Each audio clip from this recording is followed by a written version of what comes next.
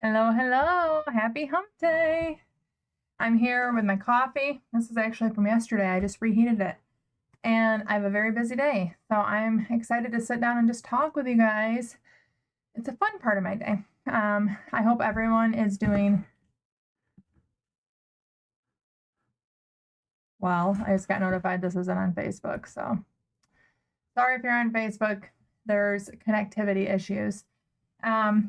Sorry about that, but I'm excited to be here. And if you're coming over from Facebook to watch it on YouTube, sorry about the issue. I know some people like to watch it over there.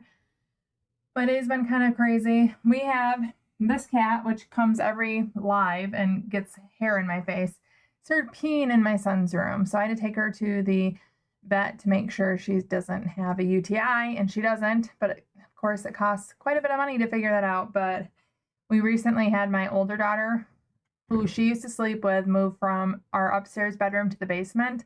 And our cats don't go downstairs or the basement anymore because of the dog. So we think she's probably like throwing a fit. And then we moved one of the cat boxes from my office that I'm in right now to the bedroom that my daughter left. So that was my morning. A little stressful, but I'm happy to be here. And it's a sunny day in Michigan. We've had like multiples in a row. So I'm starting to see that maybe winter won't last forever, as I was fearing.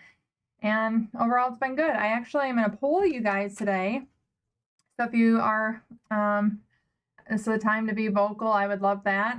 But I'm going to get to saying hello to some people. This is Dee Dee, the naughty kitty. She doesn't have a UTI. She's literally just being naughty. So, Carnivore Police. Hello. Okay, I have to laugh for a second. Hello, good morning to you. I thought your little pictures I see really, really small on the sides here where I click on different comments. I thought that was a mountain range, and then I see that it looks like a delicious piece of beef, or a couple of them stacked on top of each other. So that made me laugh because I thought that was something totally different. Hi, Edna. Good morning to you, Kimberly. I hope you guys are all doing great. The question I wanted to ask you guys is, I'm planning my content. This is always the time of the year, even though it sounds ridiculous, where I start trying to plan my content further out in advance so that when summer comes, I'm not like constantly making a video the same week I want to get it out, which I haven't done that in a while. But I wanted to poll you guys.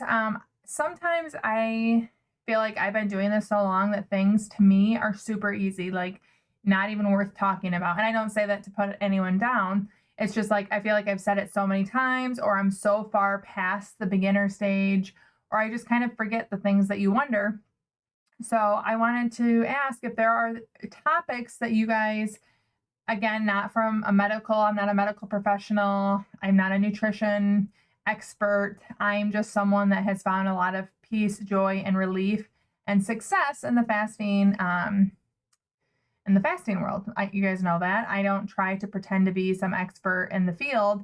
I just am someone that really am such an enthusiast because of how it's changed my life. So medical questions, not going to be my forte. I think you guys know that. How many grams of protein that you should eat, not going to be my forte. But if there are things that you think lifestyle wise, or how I deal with certain things, that would be a good video. I would love your input. I have my notes right here.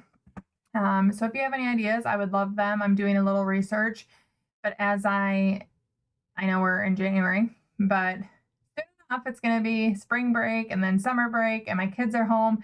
And after Christmas break, it's just a reminder that I need to be ahead of the game so that I'm not scrambling. Oh, no, she's biting me. Look at her. She's such a turd.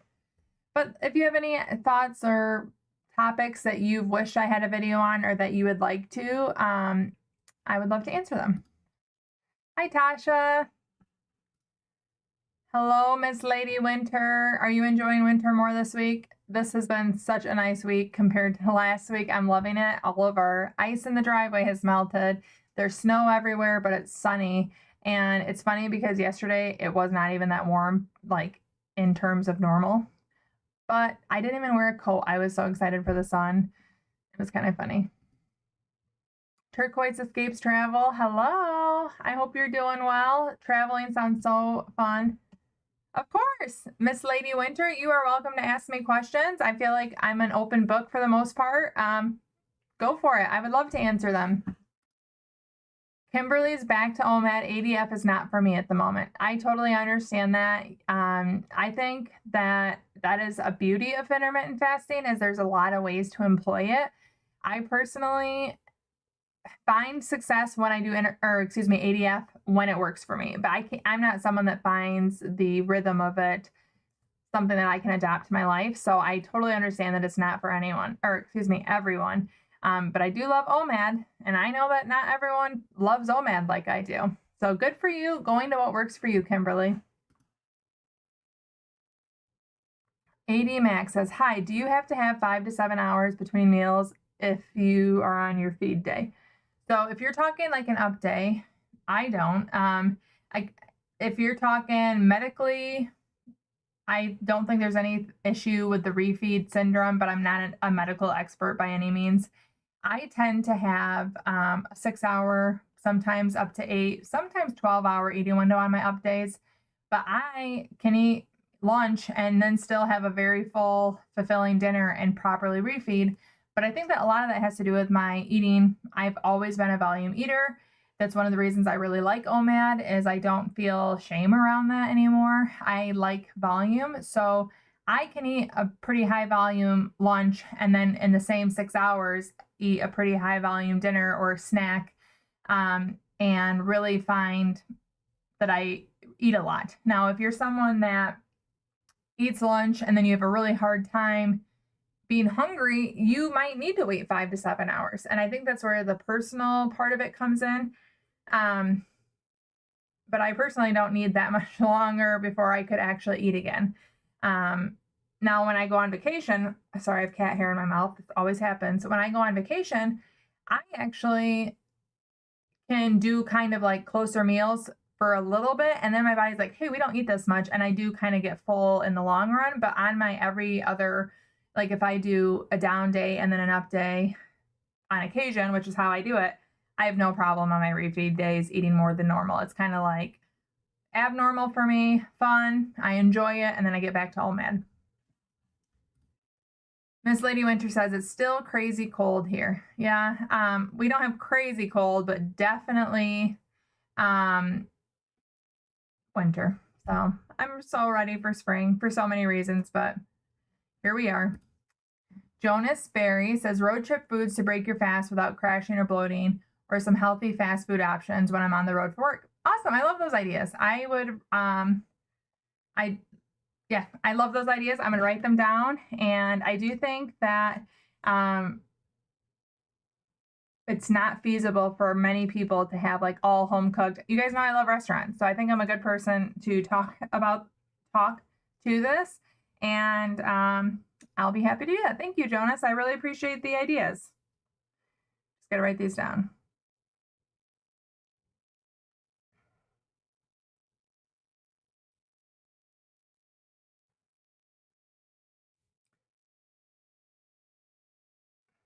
I will say I am not someone that really deals with a ton of bloating, like depending on different foods. I just have to put that caveat out there. And then let's see.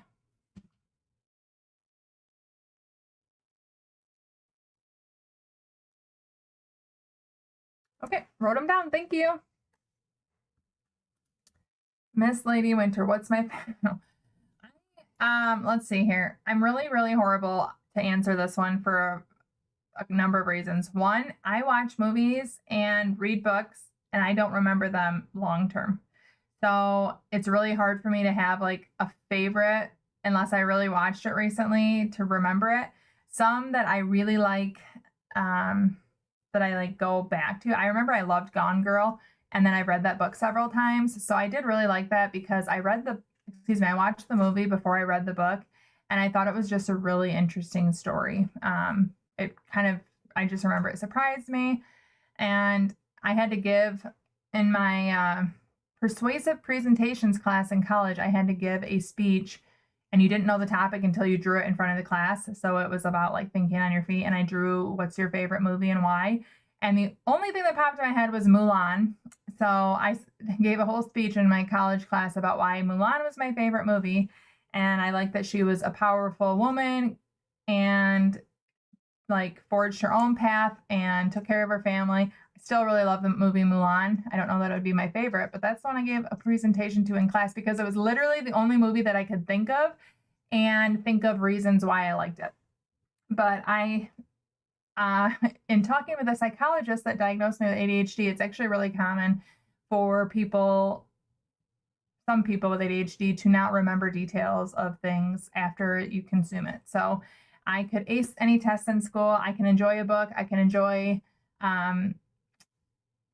movies, but it kind of is like one in one ear and out the other. And Matt will be like, "Oh, remember that movie?" And I'm like, "No, I don't."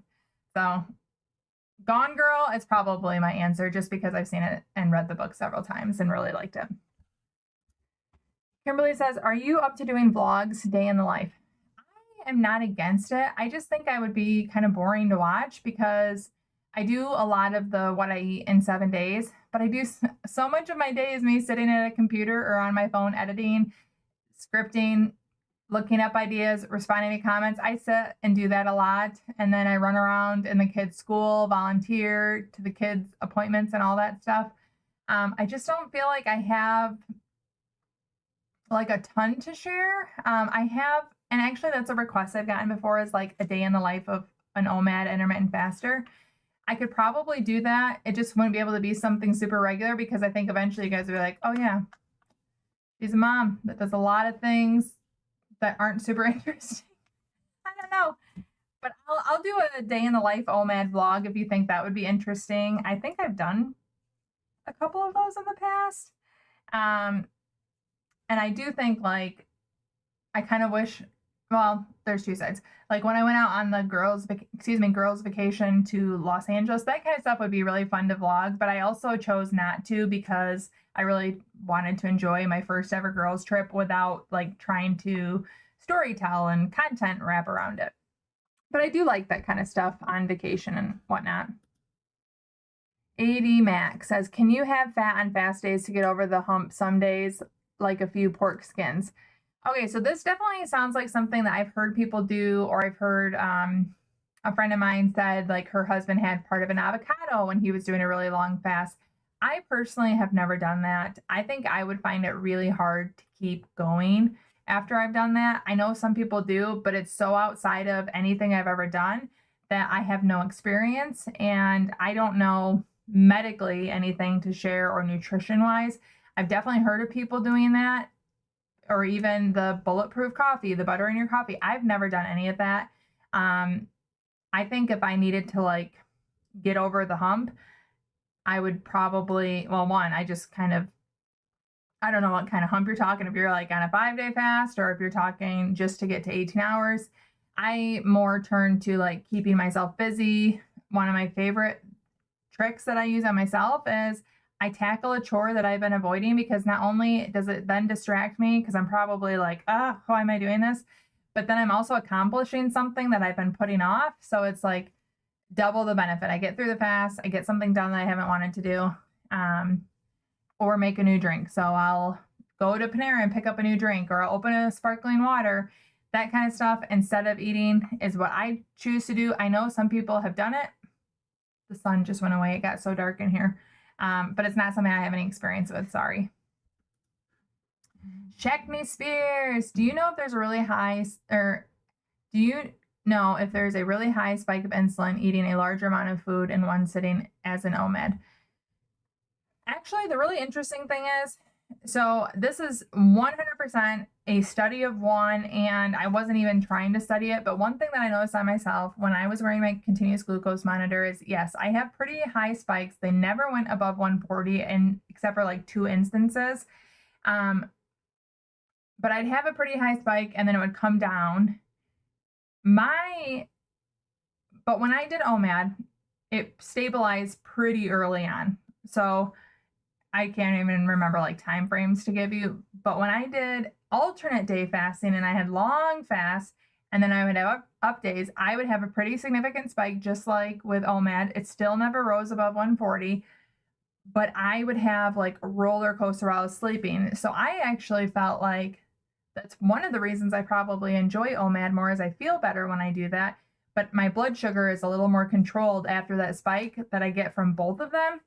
Again, I feel so outside, like, I don't even want to say expertise because I'm not an expert, I'm an enthusiast. But when I talk about blood sugar, it's so specific to me and how I've learned and understood it from using the CGM. It's very personal, and it's not like I haven't studied this, I haven't polled other people, but my blood sugar reaction, I do get a pretty significant spike. It's controlled pretty early, I'd say. Like, I don't have like the roller coaster unless I do ADF. Then my blood sugar kind of has like the peaks and valleys while I was sleeping, much more than simply OMAD. But that's just Jackie.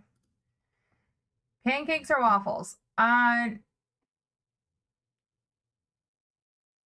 Pancakes. I like pancakes because I like them both. I love both of them. But I feel like pancakes we do more with. Like, sometimes we make a strawberry rhubarb sauce. Sometimes it's pumpkin pancakes. Sometimes I put peanut butter on them. So I would pick pancakes if I only could ever have one. But waffles feel more special to me. Let's see here. And I do like those fun questions. Let's see. Jody says, I've been struggling to get back to fasting, and I know I need to be patient. I struggle with snacking at night. Well, anytime I've ever dieted, Jody, snacking at night was my kryptonite, especially because my husband would come home from work and he most of the time skipped lunch and he didn't take time to eat breakfast beforehand. And he'd come home really hungry and he'd eat dinner and then he'd snack all night long. And I always felt like, if he can do it, why can't I? So then, he was most of the time fasting. It was very 100% a dirty fast because I'm sure he'd have, a pop at work or chew gum and mints. And it actually, probably not even fasting because that time he wouldn't have had diet. He drinks Diet Pop now. But anyways, I just always felt like, why can he have snacks and I can't? And so our time after our kids went to bed, especially when they were younger, it was like our time to sit together and have a snack. And that was always super, super hard for me to not participate in. Well, now, fast forward to when I started fasting, my eating window, my trick to myself was to have dinner and then keep my eating window from 4 to 6. That was going to be my goal. Or, excuse me, 4 to 10. So a 6-hour eating window. And that gave me the freedom to have a snack if I wanted it. And still to this day, if I want to have a snack at night, I do. But because I fast so much of the time, the longer I get into this, the more that I really enjoy having the shorter eating window. I eat to satisfaction. Anything that I'd have, like, I have 5 bags of pickle popcorn. I'll just eat that after my dinner if I want to. Like, if I'm not hungry and I don't want to, I don't do it.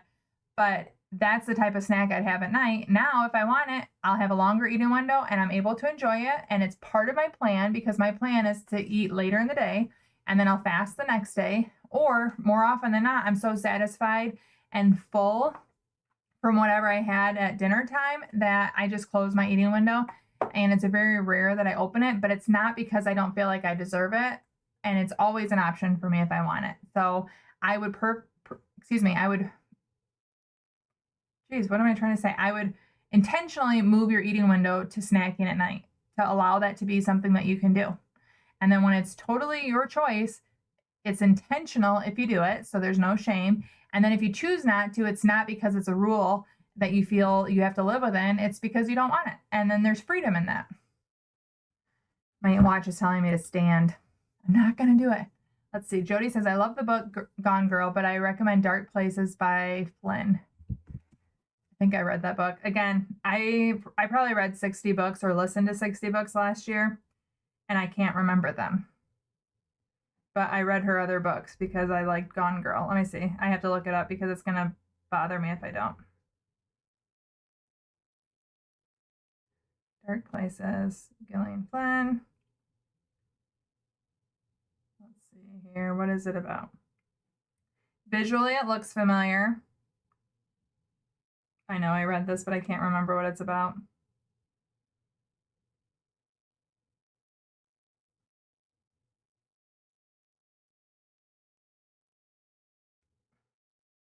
Yes, I did read this.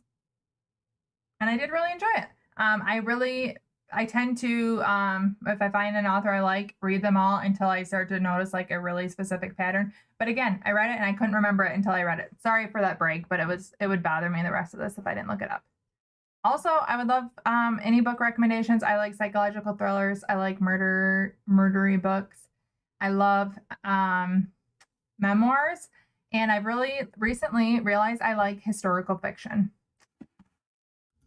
Let's see, Tasha, how do you get over hunger during the day before OMAD? I was trying to eat at 6:30 p.m. to 8:30, but I'm so hungry throughout the day. My first question for you, let's see, there's more, so I'll get onto this before I answer. It may be because I have a physical job from 7:30 to 6, so I may need to eat at 12:30, which I've actually started doing. One, you might just have a greater need than a 2-hour eating window. And I think that's okay if that's the case. So if that is the case, you could have, let's see, what did you say your goal was? Like, could you eat at 12:30 until like 6:30 or 7 o'clock and have that be your eating window? I don't know why you wanted 6:30 to 8:30. If you want to come home and enjoy the day, if you want to eat with your family, I totally understand that. And if you have a very physically demanding job, I don't. So like our needs are definitely going to be different. But I would, one, are you doing a clean fast? I do think that's super important as you're starting fasting and you're building that muscle to know what a clean fast feels like. And I know people, like I did the clean fast for almost 3 years, and then I did start drinking element electrolytes sometimes. I mostly clean fast still today. I've only had coffee and plain water. I do that very regularly. And then if I add in element electrolytes, at first I would only do the raw unnatural, the raw natural, not unnatural, in my eating window, my fasting window.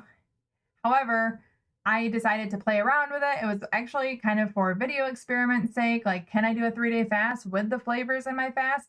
And I felt totally the same. Then I did it with Diet Coke. I can't drink Diet Pops and not feel hungry, but I knew what a clean fast feels like. And a clean fast is so much easier for me to fast.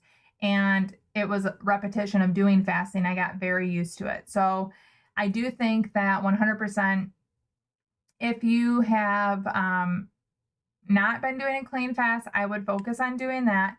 And then I would allow yourself permission that if you constantly feel like you're not eating enough in a 2-hour eating window, have a longer eating window. That is okay. And if you do that and you nail the fast and you have a longer eating window, then you can start to make tweaks if you feel like you need to, or maybe you'll find that that is the perfect answer. And you could even on, your days off, have the 6:30 to 8:30, get the nice longer fast there. And then the days while you're working, eat from 12:30 to 7:30. You can play around. Just because you have one schedule for your workday doesn't mean it has to be the same. I would 100% encourage you to play around, honor what your body's telling you. If it's, hey, this is a physical job, we need some fuel, go for it. But I also know there are a lot of people, especially once you adjust to fasting, and if you have fat to burn for fuel, you can get a lot of energy through that. I don't know where your starting point is. I don't know the demands of your job, but I would continue to play around with schedules to find what works for you. I'm cheering for you. Woo-hoo. Go, Tasha. Okay, so we already did that one. Let's see. Have I ever done a bone broth cleanse? No.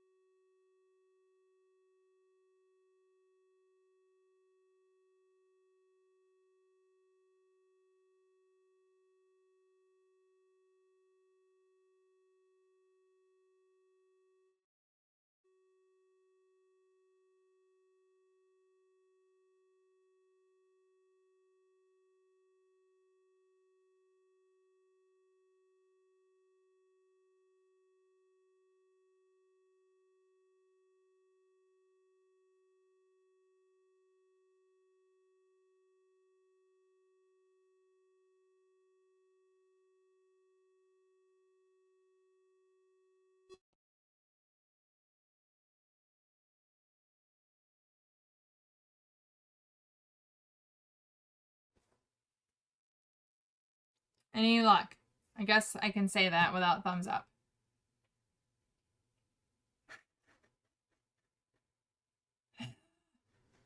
Let me see. I'm going into my audio settings.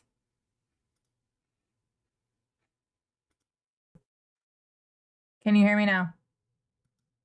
Yes. I tell you, I don't know. And yes, I do blame the cat because she's been a real turd lately. How does that happen? You guys see me? I had it set up. It was working. And all of a sudden,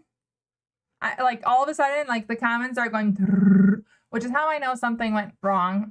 Thank you so much for telling me. I am so sorry. I don't know where it went out. I'm just going to keep going. Anyways, I've never done a bone broth cleanse because it's so gross to me, the thought of bone broth. And then I was making a short of me trying bone broth because I've seen, like, my friend Kieran loves bone broth. Ryan of Intermittent Fasting with Ryan, or I think he changed his name to Ryan Johnson. Anyways, he likes to break his fast with it. I was like, you know what? Put your big girl pants on, Jackie. You can try this. I almost threw up on camera. I can't even share it. There's one person in the world that's seen it, my best friend, and she watches it to make herself laugh at times. So I can't do bone broth. It is 100% a psychological thing. And then when I tried to be grown up about it, the taste made me confirm that I will not be a bone brother. Sorry. Miss Lady Winter, what has been your favorite age so far in your parenting journey? Oh, that's a really interesting one. So first off, it's going to depend on which kid, because for instance, I have a 13-year-old right now, and my oldest has been 13. I really like Elsie at 13. I've always loved Mila, but Mila at 13 was not the same as Elsie at 13, and I wouldn't pick that for both. I think overall I am definitely a better mom to older children because I like taking them places, doing things with them, playing games. Like the girls and I played cards last night, and that literally is like the most fun to me. Just sitting, they really open up when you're playing card games and they just start talking about things, and I really, really like that. However, my kids are also so far older that I'm like, them being little seems like it was so far away. Like just yesterday, I even posted on Instagram this picture of Elsie, and I thought, I would love to go hang out with 3-year-old Elsie again. So I like miss that I'll never have that, but I definitely like older. My son Kelvin is at the age where he's teetering on an older kid and younger. So he acts so much more mature than he did a year ago, but then he reminds you that he's still only 8. So it's really interesting. And I love them at every age, obviously, but I think older is my favorite because it's fun to like know we can go to the movies and enjoy the movie. I like going to restaurants or doing the one-on-one things that are tailored to their specific interests, and the fact that all of them are so different. It's fun that they have unique interests and can express them, and we can go do different things. So I do like older. Very specific age, though, really depends on the kid, because I would say I'm really enjoying, as Mila's getting older teen. I know she just literally turned 15 last week, but Elsie at 13 is very, very different, as I said, than Mila at 13. So, but I think I'm a better older kid mom. Do you do anything different with your OMADs and weight loss mode? No, I didn't. And actually, I think that would actually be I get that question pretty regularly. And maybe I need to go back and watch one of my older videos in a video and kind of compare it. But I don't think I did. The only thing that I did differently when I was actively 100% losing weight is I made sure that every Monday through Sunday through Saturday, every single 7-day week, I had one down day and one up day. I didn't give it up. I made sure I did it, and I don't do that anymore. I now just do it when I want to do it, or I feel like I haven't done it in a while and I want the variety. That's the only thing that I did. My OMADs now I think look better than they were, as far as like the food that makes them up and what, my portions are, which probably no one believes, but I think that the way I eat now is slightly better than I did when I was losing weight with OMAD, because I was learning, I learned that I didn't have to eat everything that was in front of me as soon as I opened my eating window. And I learned that opening my eating window with protein makes me feel better than if I open it with a Sweetwater's donut. So those kind of things, as I was losing weight, were learning stepping stones that I had to do. I've learned all of that. Obviously, I'm still learning now, but I feel like I have accrued so much knowledge on what works for me that my OMADs are better now than they were before. And I still eat sweets. I still eat carbs. I've never changed that. I still eat junk food, as people like to say, but I think the only difference was that I for sure had a down day and up day every single week. Once I started doing those, they felt very important to my weight loss journey. Just a second. I need to write that down before I forget. OMAD, same.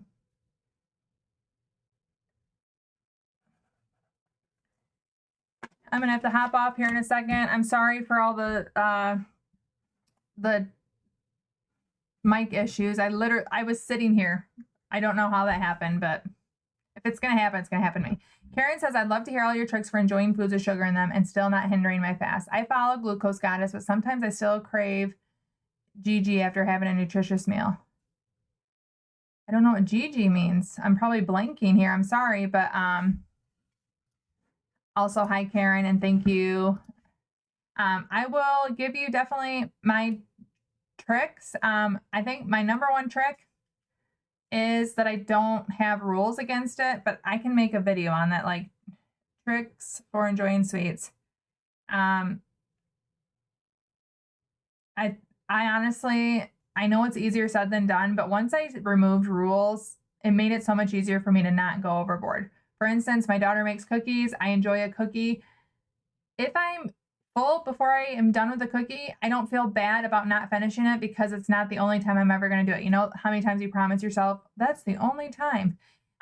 Also, if I know I want something sweet, but I'm pretty full, I keep little teeny weeny bags of candy like gummy bears or nerd clusters, and I'll eat one or two of those, and it's not super high calorie. It's not super large, but I get that sweetness. So I keep things that I like around and I get that little bit of sweetness. And then the other tip, you're probably familiar with this, but the Glucose Goddess is, I always felt like kind of not bad.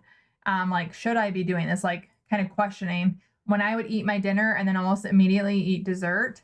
I liked from the Glucose Goddess reinforcing that having the stomach full of your meal, which has, you know, yes, it has carbs for me, but it also has the veggies. And you think she did like the sink example. If you eat the veggies first and then you have your proteins and your things, that if I eat my dessert last, it's going to help to not like have as big of an insulin spike having the sugar after you eat all that stuff.